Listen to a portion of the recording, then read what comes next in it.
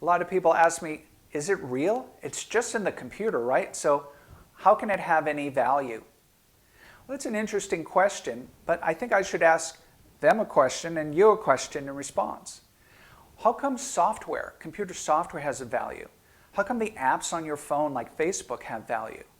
Well, they provide value to you because they provide a service. They provide connectivity. They provide some other service that you need to buy something with Amazon, or to share information on Twitter, or to share photos on Facebook. Whatever it is, software has value. That's been established. And you look at companies like Apple and Amazon and Google and many others, and they're worth billions and billions of dollars.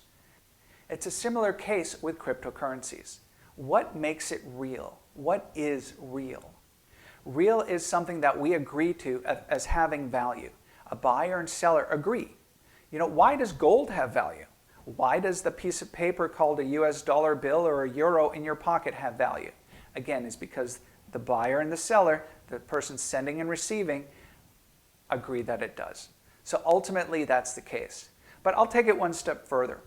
To actually create a Bitcoin requires energy. It requires electricity. It requires focus. It requires an actual intention to do it. So it's not like you can just make a photocopy of a Bitcoin, right? You can't just make a digital copy of a Bitcoin like you can of a document.